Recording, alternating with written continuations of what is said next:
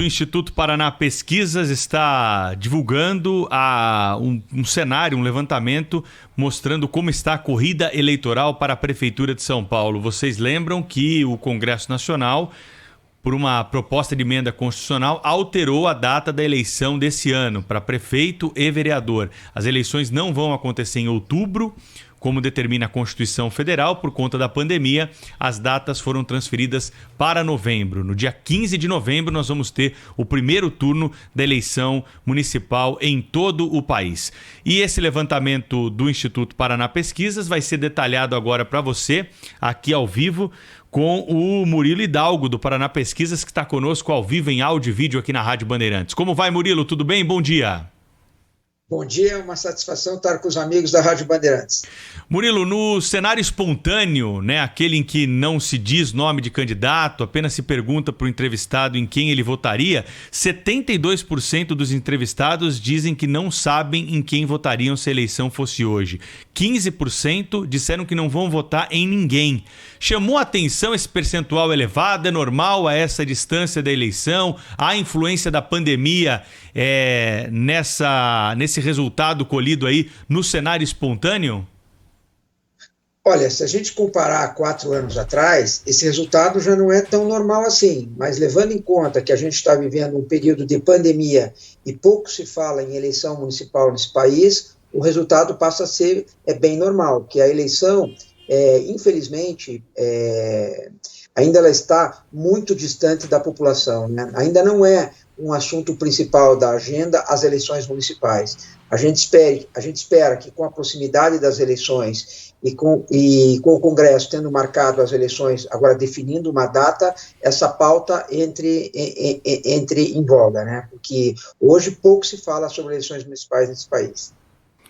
Murilo, muito bom dia, bem-vindo ao nosso programa. A gente vendo aqui os cenários, vários cenários em pesquisa estimulada, quando o pesquisador mostra ao entrevistado a lista de candidatos, né?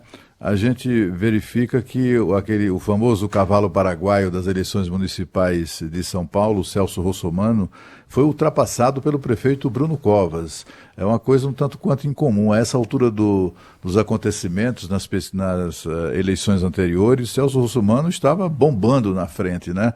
O que é que está acontecendo? Exatamente. Em relação, eu acho que as 2 últimas eleições, Cláudio, do prefeito de São Paulo, o Russomano sempre largou bem na frente.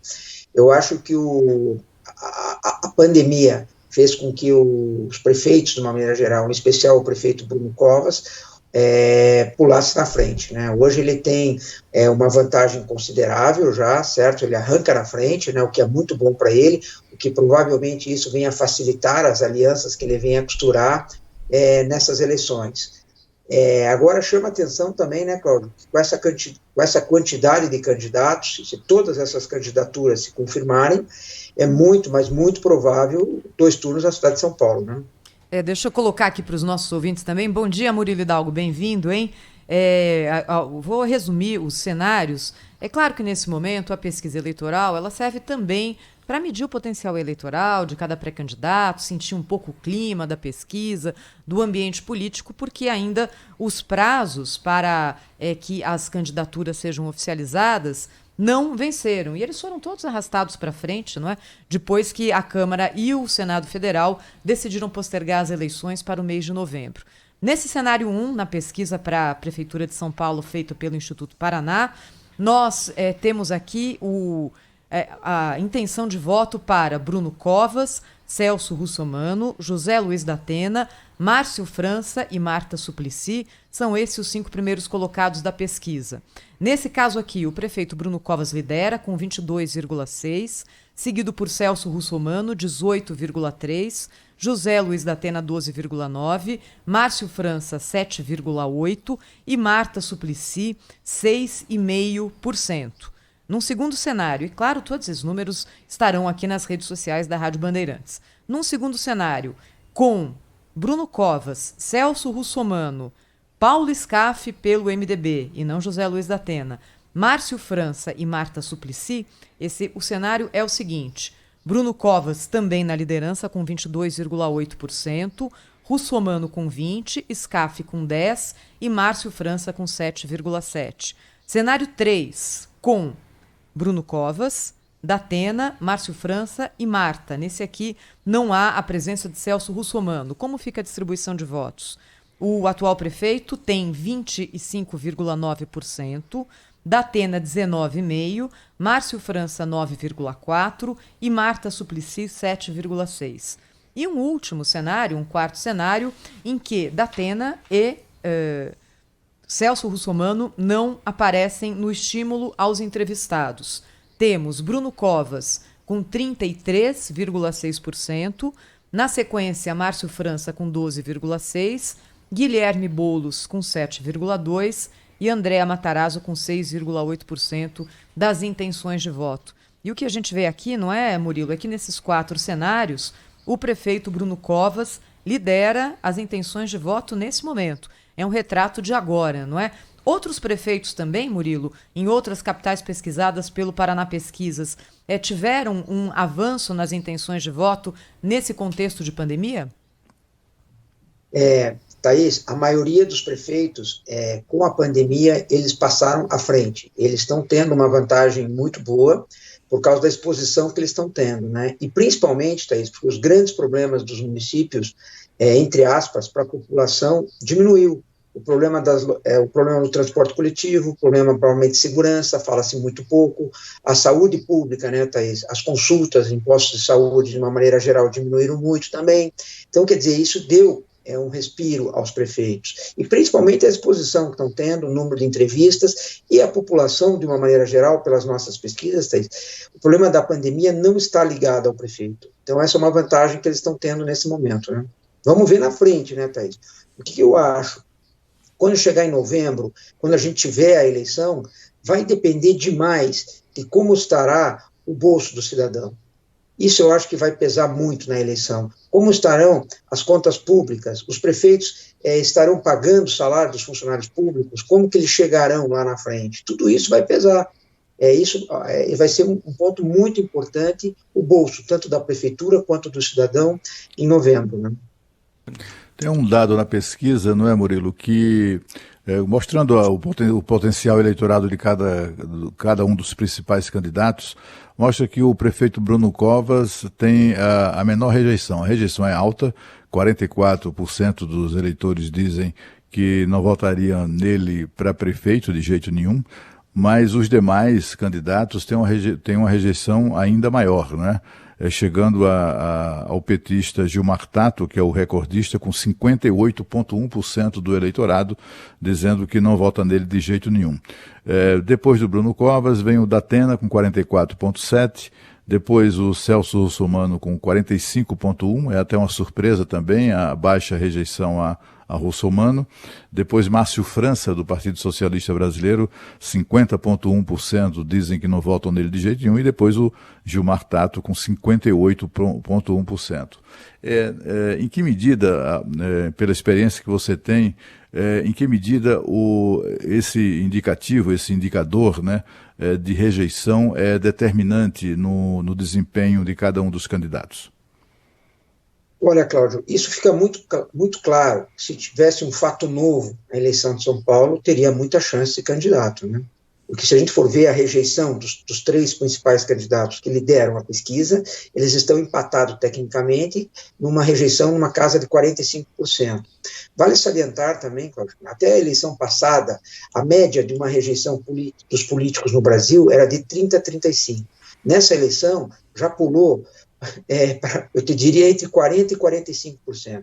Dificilmente um político no Brasil, perguntando dessa forma, ele não tem hoje mais de 40% de rejeição. Quer dizer, a imagem do político está muito ruim, de uma maneira geral, isso fez com que aumentassem a rejeição deles. Isso mostra claramente que se tivesse um fato novo na eleição, uma candidatura diferente, teria espaço na Prefeitura de São Paulo.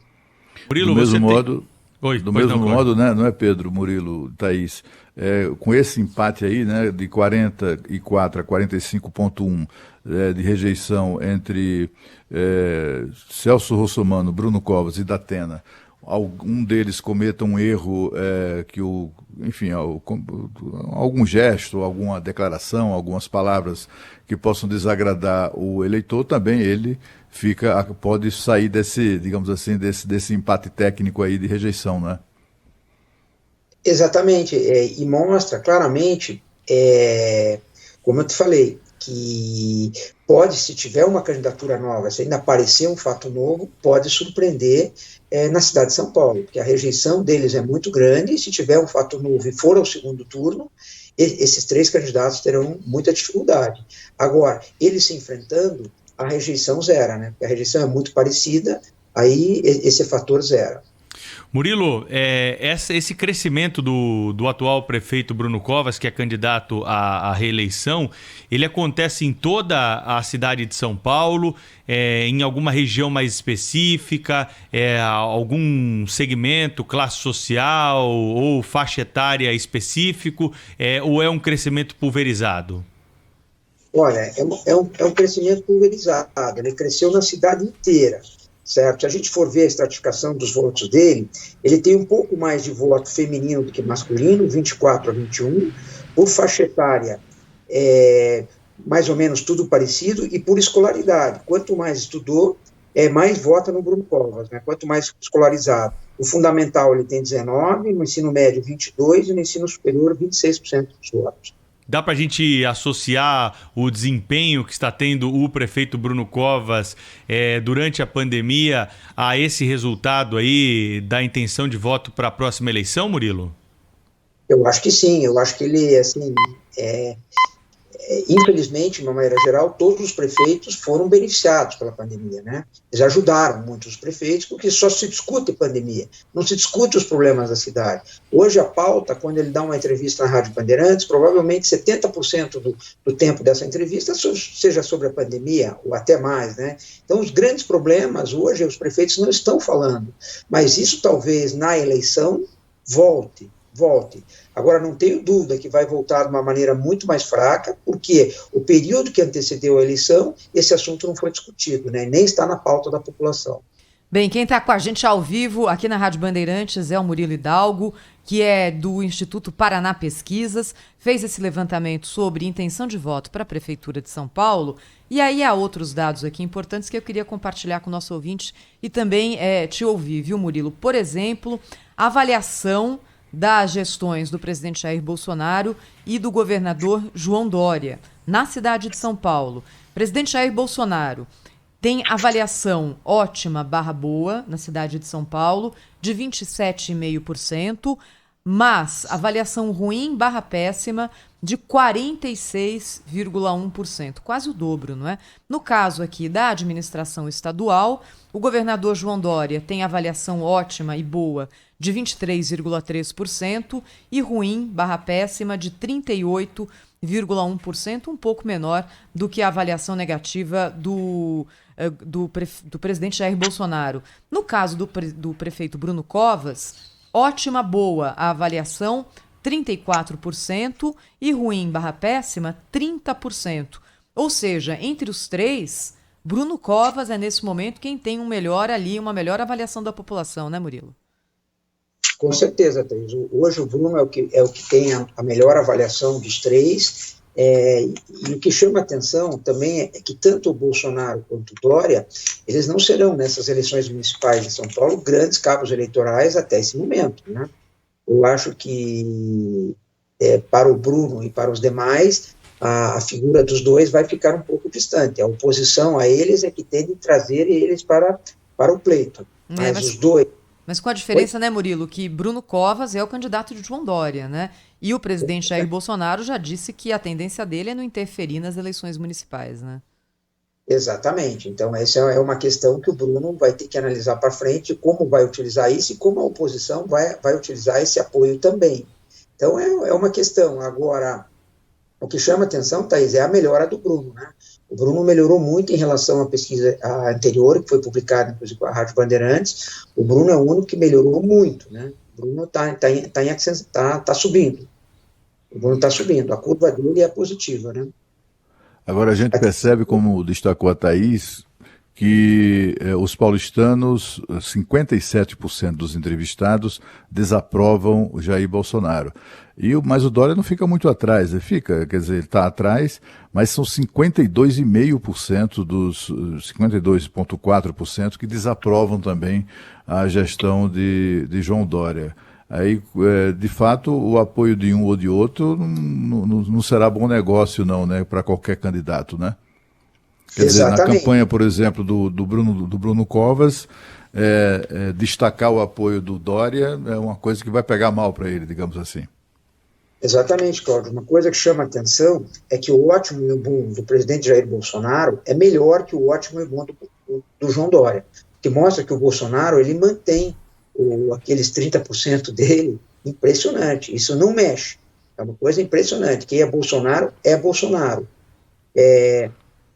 Agora, tanto o Bolsonaro, Cláudio, essa pergunta que você fez, de 10, 15 dias para cá, ele tem tido uma melhora na gestão dele, desde que ele não tem falado... É isso que eu queria saber, queria saber se esse período que o presidente fechou a boca, né, parou de gerar crises diárias, como ele fazia e tal, se isso tem afetado,